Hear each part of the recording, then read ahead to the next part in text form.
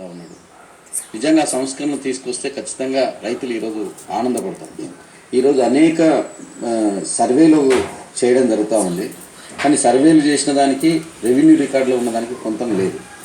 ఈరోజు 1B sir చెప్పిండు, 1B ఉంటే కూడా వాళ్లకు పట్టా పాస్ పుస్తకాలు మొటేషన్ ఇంకా జరగట్లేదు. ఎందుకంటే నేను స్వయంగా కీసర్ లాంటి ఎంఆర్ఓ ఆఫీస్కి పోయి రైతులను తీసుకొని పోయి అవన్నీ 1B కూడా చూపెట్టినా కానీ ఇంకా వాళ్ళకు మొటేషన్ చేయట్లేదు. అంటే స్థానికంగా ఇంకా అనేక సమస్యలు ఈ రెవెన్యూ యంత్రాంగం ముఖ్యమంత్రి గారు చెప్పినవి పాటిస్తే ఖచ్చితంగా రైతులు అభివృద్ధి దశలో పోతారు, భూముల సమస్యలు రావు. కానీ ఆచరణకు విరుద్ధంగా క్షేత్రస్థాయిలో మాత్రం రెవెన్యూ అధికారులు, విఏఓలు, విఆర్ఓలు పూర్తిగా లంచం ఇస్తే తప్ప సమస్యలు పరిష్కరించే దశలో లేదు.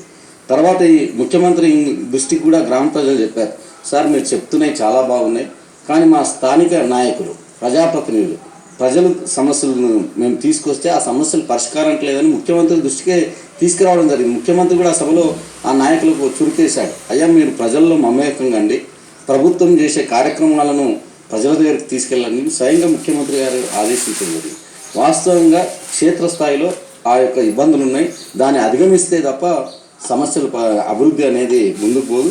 ఆ దాని మీద కూడా ప్రభుత్వం ముఖ్యమంత్రి గారు చెప్పిన విషయాలను స్థానిక జిల్లా కలెక్టర్లు కానీ ఎంఆర్ఓలు కానీ దాన్ని ఖచ్చితంగా అమలు చేసినప్పుడు ఈ పథకాలు ప్రజల దగ్గరకు కానీ రైతుల దగ్గర కానీ అందే అవకాశాలు ఉన్నాయి.